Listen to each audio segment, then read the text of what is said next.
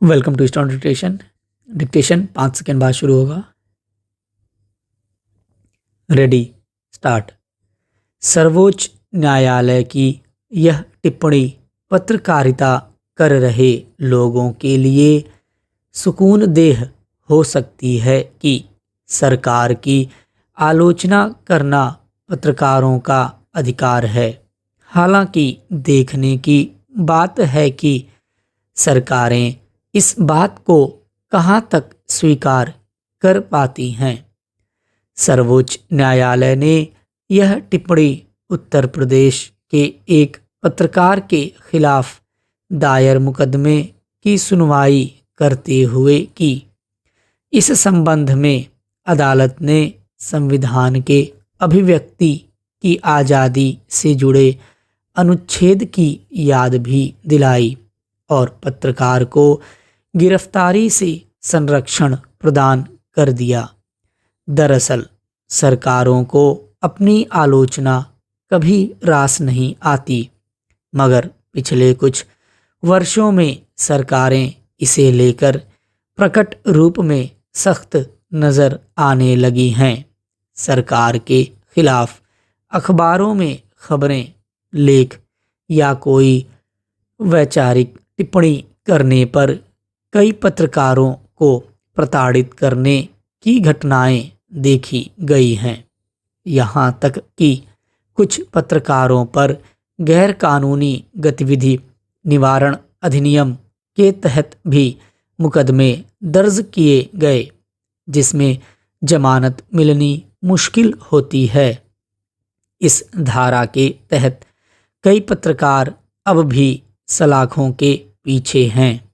कुछ मामलों में पहले भी सर्वोच्च न्यायालय कह चुका है कि सरकार की आलोचना देशद्रोह नहीं माना जा सकता, मगर किसी सरकार ने उसे गंभीरता से नहीं लिया।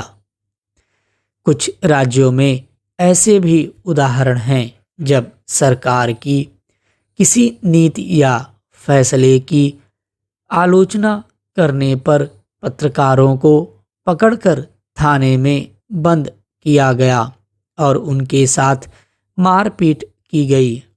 दरअसल इस तरह की कोशिशें सच्चाई को सामने लाने से रोकने के लिए की जाती हैं, जबकि स्वस्थ लोकतंत्र का तकाजा है कि पत्रकारीय आलोचना को प्रोत्साहित किया जाए।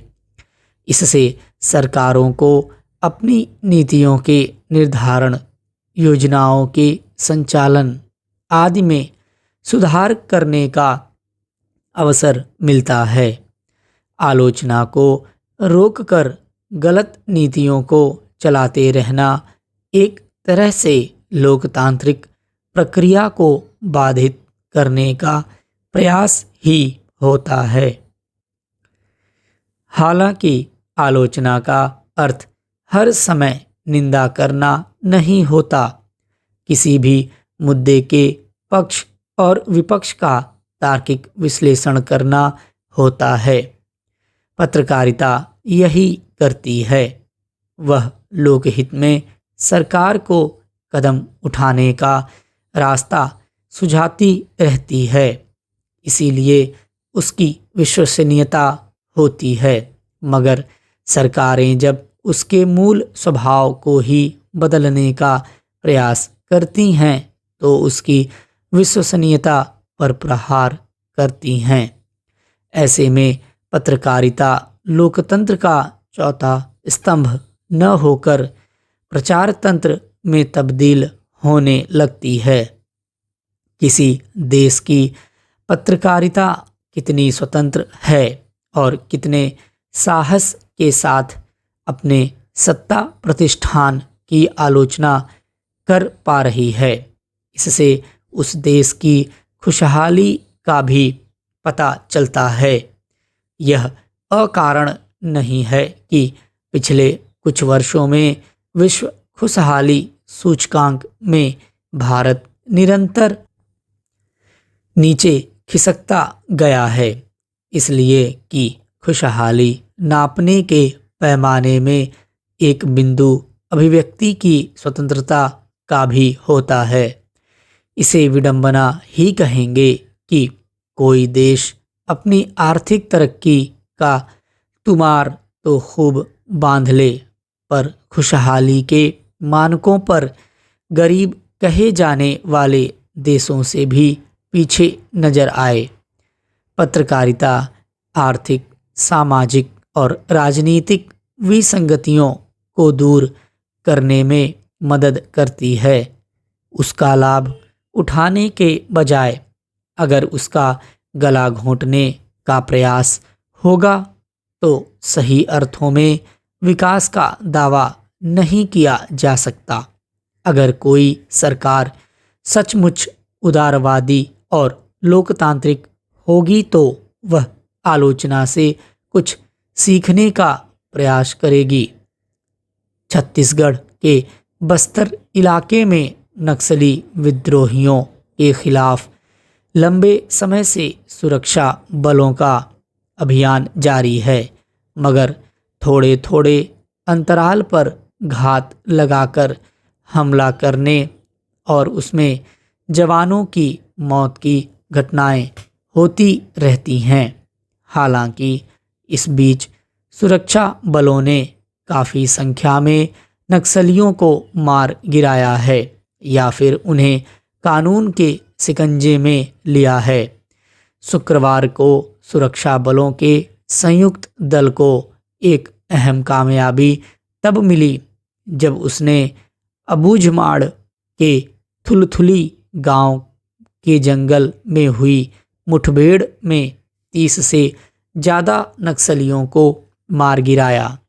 हालांकि इससे पहले नक्सलियों ने सुरक्षा बलों पर गोलीबारी शुरू कर दी थी, जिसके बाद उनके खिलाफ जवाबी कार्रवाई की गई। इस घटना में एक खास पहलू यह भी है कि मुठभेड़ में सभी जवान सुरक्षित रहे। इसके बाद घटनास्थल पर AK-47 और SLR राइफलों सहित भारी मात्रा में घातक हथियारों का जखीरा बरामद किया गया। इससे पहले अप्रैल में हुई एक मुठभेड़ में 29 नक्सली मारे गए थे। पिछले कुछ महीने में सुरक्षा बलों ने बड़ी संख्या में माओवादी हमलों को नाकाम कर दिया और कई नक्सलियों को मार गिराया। अबूझमाड़ के जंगलों में ताज़ा मुठभेड़ में एक पहलू यह भी है कि घटनास्थल से घातक हथियार बरामद किए गए। हालांकि माओवादी समूहों के पास इतने बड़े पैमाने पर घातक हथियारों का होना कोई हैरानी की बात नहीं है, लेकिन सवाल है कि जब छत्तीसगढ़ में जंगली इलाके के बाहर निगरानी और सुरक्षा का घेरा सख्त है, तब माओवादी समूहों के पास इतनी बड़ी तादाद में घातक हथियार कैसे पहुंच जाते हैं। जो हो, सुरक्षा बलों की विशेष टुकड़ियों ने नक्सली हमलों का सफलता से सामना किया है और उन्हें कमज़ोर करने के प्रयास जारी हैं। मगर यह ध्यान रखने की ज़रूरत है कि नक्सलवाद की समस्या को जड़ से ख़त्म करने के लिए इन समूहों के हिंसक हमलों का सामना करने के साथ साथ आर्थिक और सामाजिक स्तर पर भी जन कल्याण के लिए नीतिगत और ज़मीनी स्तर पर ठोस पहल करने की ज़रूरत है, ताकि ऐसे संगठनों को अभाव से जूझती आबादी के बीच पांव जमाने से दूर किया जा सके। स्टॉप।